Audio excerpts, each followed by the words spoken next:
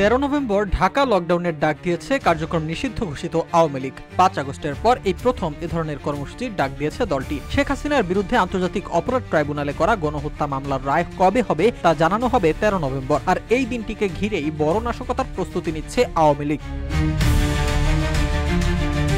আওয়ামী লীগের লক্ষ্য সহিংস পরিস্থিতি তৈরি করে বিচার প্রক্রিয়াকে বাধাগ্রস্ত করা, আর এই পরিকল্পনার সমন্বয় করা হচ্ছে প্রতিবেশী দেশ ভারত থেকে। জানা গেছে এ লক্ষ্যে নয়াদিল্লিতে অফিসও নিয়েছে দলটির নেতারা। শুধু আওয়ামী লীগের নেতারাই নন, ভারতে অবস্থানরত পুলিশের উচ্চ পর্যায়ের পলাতক কর্মকর্তারাও যুক্ত আছেন এই পরিকল্পনায়।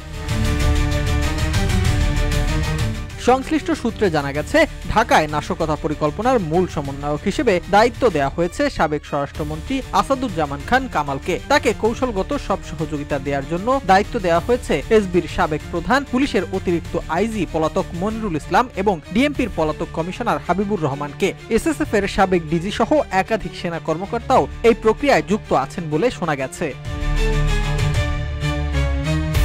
সূত্র আরো জানায়, তাদের সঙ্গে সমন্বয় করে ঢাকায় অস্থিরতা তৈরির মিশন বাস্তবায়নের প্রস্তুতি নিচ্ছে পলাতক সাবেক ছাত্রলীগ সভাপতি লিয়াকত শিকদার, গাজীপুরের সাবেক মেয়র জাহাঙ্গীর আলম এবং যুবলীগ নেতা ইসমাইল চৌধুরী সম্রাট ওরফে ক্যাসিনো সম্রাট। সেই লক্ষ্যেই দেশের প্রত্যন্ত অঞ্চল থেকে বাছাইকৃত নেতাকর্মীদের ঢাকায় আনা হচ্ছে।